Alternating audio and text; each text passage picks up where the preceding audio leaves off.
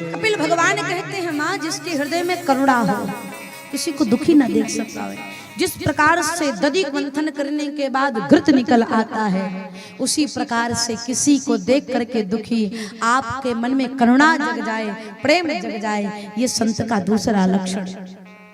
सुहृदा सर्वदेहि नाम, जो समस्त देहधारी से प्रेम करे,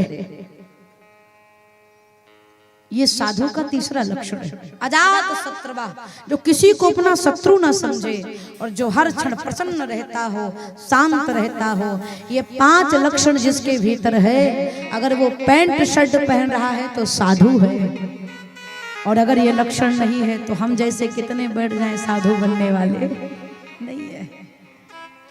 आहा, कहते हैं मां भगवान तक हाथ ना पहुंच पाए, साधु के चरण को पकड़ लीजिए, कल्याण हो जाएगा।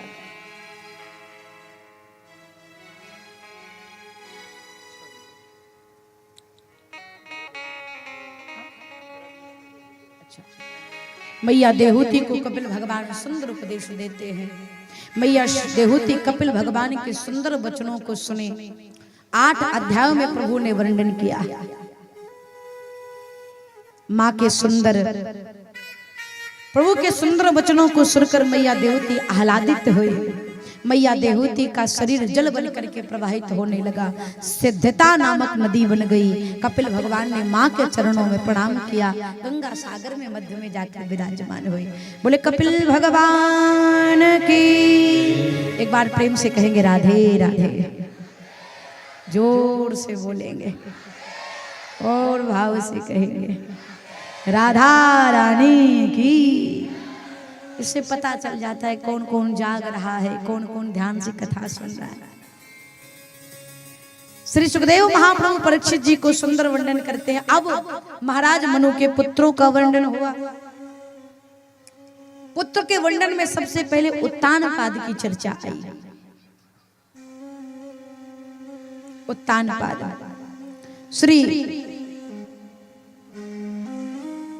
सुखदेव महाप्रभु परीक्षित जी से कहते हैं राजन, महाराज उत्तानपाद जिनकी 2 पत्नियां हैं, एक का नाम है सुनीति और एक का नाम है सुरुचि। सुनीति अर्थात स्वभाव, सुरुचि अर्थात प्रभाव। सुनीति मतलब बुद्धिमानी, सुरुचि मतलब मनमानी। सुनीति का अर्थ है ये जो सुंदर राह पर चले, सुंदर मार्ग पर चले, वो सुनीति है। जो स्वयं सबकी सुने, सबके वचनों का अनुसरण करे, वो सुनीति है। सुरुचि वो जो स्वयं की मन की करे, मनमानी किसी की ना सुने। इस संसार में हम आप उत्तानपाद की तरह हैं। जब शिशु का जन्म होता है तो पहले बच्चों का पैर ऊपर रहता, शीश नीचे रहता है। तो जिसके चरण ऊपर हो, शीश नीचे, वही उत्तानपाद है। तो गर्भ में, मां के गर्भ में शिशुओं का चरण ऊपर रहता, पैर नीचे रहता, तो हम सब उत्तानपाद हैं। हमारे आपके पास 2 मति है, 2 बुद्धि है, सुनती और सुरचे। बुद्धिमानी, मनमानी, स्वभाव, प्रभाव। ध्यान से सुनिए। उत्तानपाद की रुचि, प्रेम, आसक्ति कह दिया जाए तो सुरुचि के प्रति ज्यादा है, सुनीति के प्रति नहीं है। हमारा आपका भी यही हाल है। हम भी चाहते हैं कि जो हम कहें वही घर में हो गए, हमें कोई रोके ना, हमें कोई टोके ना, हमें कोई बोले ना, हम स्वतंत्र होकर के घूमे, हमारे ऊपर कोई उंगली ना उठावे, तब तो बढ़िया। और जो नीति पर चले, धर्म संबद्ध काम करे, शास्त्र संबद्ध काम करे, विधि विधान से विधिवत पूजा करवाएंगे, उनको लोग कम पूछेंगे। सत्यनारायण की कथा करने जाएंगे तो लोग कहेंगे महाराज थोड़ा जल्दी करिएगा, ऑफिस जाना है। महाराज 5 मिनट में लपेट कर धर दिए, जाओ क्या करे भाई, यजमान कह रहा जल्दी करवाना, नीति से चलो तो कोई पूछता नहीं। वही हाल हमारी आपकी। 3 घंटे जयमाला में लगा देंगे चलेगा, लेकिन विवाह मंडप में वर और कन्या को लेकर के गए तो पंडित जी से कहेंगे महाराज थोड़ा विवाह जल्दी करवाइएगा, निपटा दीजिए जल्दी से। महाराज जी सोच लेते निपटाना, अलाओ भैया हम निपटा देते। एक जगह कथा हो रही थी, कथा विश्राम में, तो यजमान ने आकर कहा देवी जी कथा अच्छे से निपट गई। हमने कहा अरे बाप रे, कथा निपट गई? कथा निपटाने की चीज है। आज कथा निपटा रहे, कल कथा वाचिका को भी निपटा देंगे। कथा निपटने की चीज है। सानंद संपन्न हुई हो, सानंद विराम लिया, लोग पूजा पाठ को निपटाना शुरू कर दिए। निपटाना शब्द हमारे धर्म में अच्छा नहीं लगता। कथा निपट गई, पूजा पाठ निपटाओ महाराज, विवाह जल्दी निपटा दो। महाराज लोग सोचते जाओ निपटा देते, ऐसा निपटा देते 2-3 साल का विवाह चल जाए तो बड़ी कृपा, वरना तलाक तक नौबत आ जाती है निपटाने के चक्कर में। विधि विधान से भया नहीं, नीति से चलो, सुनीति के साथ चलो, तब जीवन कल्याणमय होगा। आहा, सुनीति के गर्भ से दिव्य बालक का जन्म हुआ जिनका नाम ध्रुव पड़ा, और सुरुचि के गर्भ से बालक का जन्म हुआ जिनका नाम उत्तम। ध्रुव का अर्थ है अटल। अटल जो प्रण कर लिया, जो ठान लिया, उसको करके रहेंगे महाराज ध्रुव। एक दिन सुनती मैया उत्तानपाद से दूर रहते थे, क्योंकि उत्तानपाद की आसक्ति सुरुचि के प्रति ज्यादा। ध्रुव जी को तो ये भी नहीं पता था कि हमारे पिता कौन है, क्योंकि सुनती कभी जाने नहीं देते थे। अपमानित होगा, अपमान होगा, दुख पहुंचेगा। एक दिन ध्रुव जी के मन में इच्छा जगी पिता से मिलने की।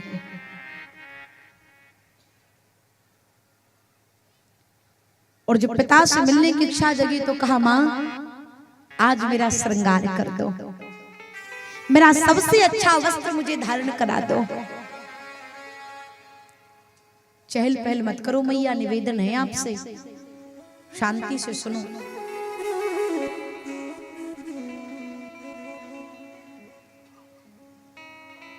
ध्रुव जी ने कहा मां मेरा सुंदर श्रृंगार कर दो, आज तो मैं पिता से मिलने के लिए जाऊंगा। मैया सुनती ने सोचा अगर मैं मना कर दूंगी तो दुखी हो जाएगा। सुंदर श्रृंगार करके ध्रुव को भेजा। राज सिंहासन पर उत्तानपाद बैठे थे, उत्तम को गोद में लेकर के। जैसे ध्रुव ने उत्तम को पिता की गोद में बैठा देखा, 5 वर्ष के बालक हैं ध्रुव जी। महात्मा ध्रुव के भी मन में इच्छा जगी, मुझे भी पिता की गोद में बैठना है। बड़ी आकांक्षा थी, बड़ी अभिलाषा थी पिता की गोद में बैठने की। उत्तानपाद पूछे ध्रुव आओ पुत्र आओ। ध्रुव ने कहा पिताश्री मुझे भी अपनी गोद में बिठा लीजिए। पहली बार उत्तानपाद अपने पुत्र को गोद में लेने के लिए आतुर हुए। जैसे ध्रुव को उत्तानपाद ने अपनी गोद में बिठाया, तब तक मैया सुरुचि आ गई। मैया सुरुचि ने कहा कौन है ये बालक जो आपकी गोद में बैठा है? उत्तानपाद ने कहा सुनीति का पुत्र, मेरा पुत्र ध्रुव है। सुरुचि के मन में मात्सर्य जग गया। सुरुचि को लगा कि इस गोद पर, इस गद्दी पर, इस सिंहासन पर, इस संपत्ति पर केवल मेरे पुत्र उत्तम का अधिकार है। अगर ध्रुव इनकी गोद में बैठ गया तो संपत्ति भी ले लेगा। सो मैया सुरुचि कठोर होकर के ध्रुव का हाथ पकड़ी और उत्तानपाद की गोद से उतार कर जमीन में पटक दिया। ध्रुव जी लड़खड़ा गए। सुरुचि ने कहा, ध्रुव तुम महाराज की गोद में बैठने के योग्य नहीं है। ध्रुव जी ने कहा, मां क्यों? पुत्र हूं, ये मेरे भी तो पिता है, मैं अपने पिता की गोद में क्यों नहीं बैठ सकता? कहती हैं, ध्रुव तेरा एक ही दुर्भाग्य है बेटा, तो पिता की गोद में तू सुनीति का पुत्र है। अगर तू पिता की गोद में बैठना चाहता है तो जा जंगल में जाकर तप कर भगवान से प्रार्थना करना कि हे प्रभु मुझे, और जब तू मेरे गर्भ से जन्म लेगा तब पिता की गोद में बैठने का अधिकारी होगा। ध्रुव जी क्षत्रिय बालक है, उनका अपमान हुआ, उस अपमान के विष को पी गए, लेकिन उनके सामने त्याग की प्रतिमूर्ति मैया सुनीति का अपमान हुआ। ये ध्रुव जी से बर्दाश्त नहीं हुआ, खून खौल गया ध्रुव जी का। लेकिन संस्कार के कारण ध्रुव जी ने एक भी शब्द मैया सुरुचि को गलत नहीं बोला, चुपचाप। जब विवाद अपनों से हो, जहां पर अपनों से विवाद शुरू हो जाता है, जिससे प्रेम ज्यादा हो और उससे विवाद होने लगे तो कंठ अवरुद्ध हो जाता है, नेत्र शुरू हो जाता है।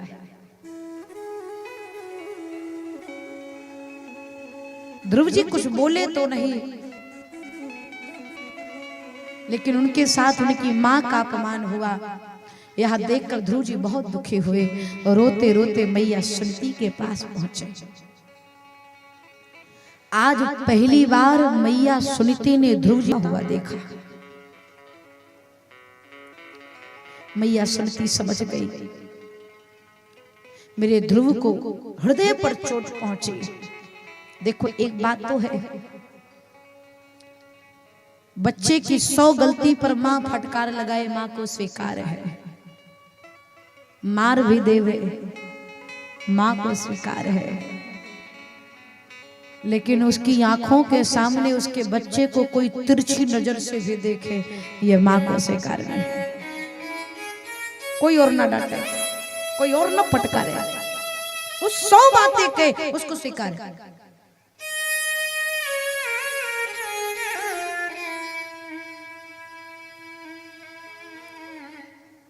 कोई बच्चे को फटकारता है तो मां की जान निकल जाती है।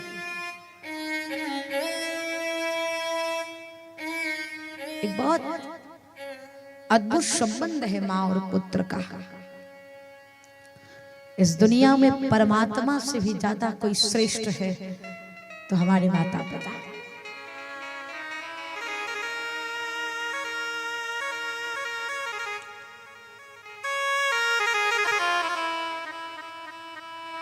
माँ तो बच्चे से इतना प्रेम करती, इतना प्रेम करती कि अगर बच्चा बीमार हो जाए, अगर बच्चे को खांसी आने लगे जोर जोर से, तो बच्चे को खांसता हुआ देखकर माँ रो देती। डॉक्टर के पास ले जाए, डॉक्टर साहब इंजेक्शन लगाने के लिए इंजेक्शन निकालते हैं, लगना बच्चे को इंजेक्शन है, लेकिन जैसे बच्चे को इंजेक्शन लगाने के लिए डॉक्टर हाथ बढ़ाते, बच्चा बाद में रोता है, माताएं पहले रोने लगती है, मेरे बच्चे को भी पीड़ा हो, अभी उसे दर्द होगा। यथार्थ यही है प्यारे, जो हर दर्द, हर गम, हर दुख, हर तकलीफ से हमें बचाती है, वो सिर्फ और सिर्फ हमारी माँ होती है।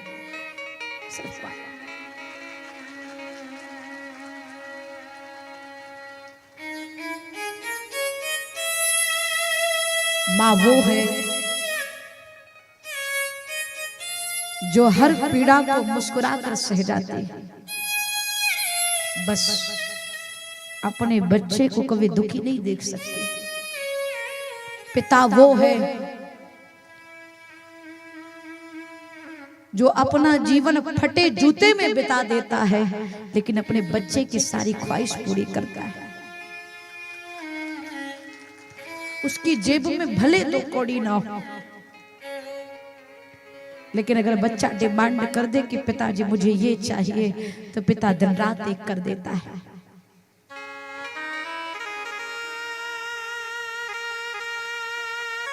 माँ वो है जो बच्चे का पेट पालने के लिए मजदूरी करती है।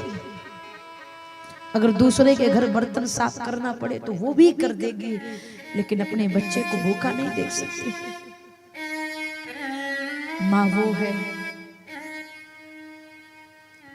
जो बच्चा बार बार बिस्तर गीला करे तो माँ बार बार सूखा करती।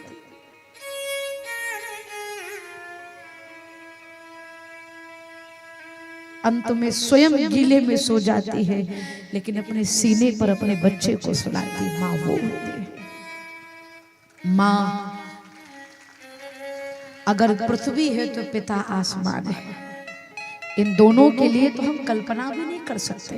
इन दोनों के बिना तो कल्पना करना भी मुश्किल है।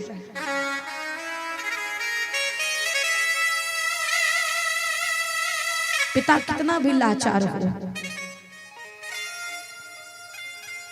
कितना भी विवश हो, आपने जीवन में अनुभव किया होगा, कोई चीज आपको प्रिय लगे और आप अपने पिता से कहिए कि पिताजी मुझे ये चाहिए, तो पिता कभी नहीं कहता कि मेरे पास पैसे नहीं, मैं तुझे नहीं दिला पाऊंगा। पिता यही कहेगा, देख बेटा व्यवस्था करता हूं, दिलाऊंगा। कभी अपने बच्चे को मना नहीं करता। रात एक करनी पड़े तो कर देगा।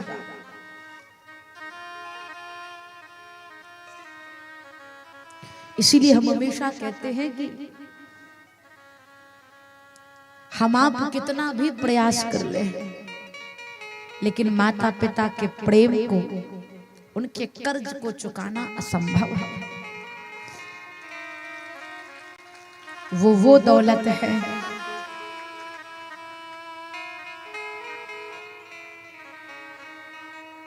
जिसकी महिमा गाना और जिसकी तुलना करना दोनों ही असंभव है। जो 9 महीने हमें गर्भ में रखती है, अथाह पीड़ा सह करके हमें जन्म देती, हमारा पालन पोषण करती।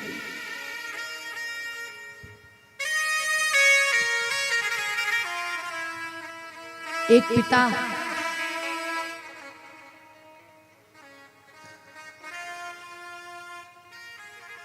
उस पिता को सबसे ज्यादा प्रसन्नता उस दिन होती है जिस दिन पिता के पैरों का जूता उसके बच्चे के पैर में आने लगता है, तो पिता को लगता है मेरे कंधे का भार कम हो जाएगा।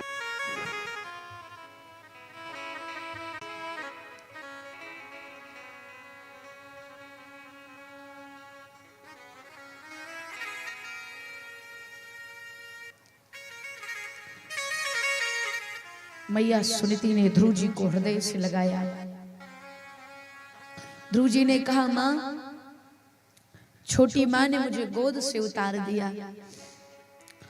मैया सुनीति कहती है, बेटा, पिता की गोद से तो उतरना ही था।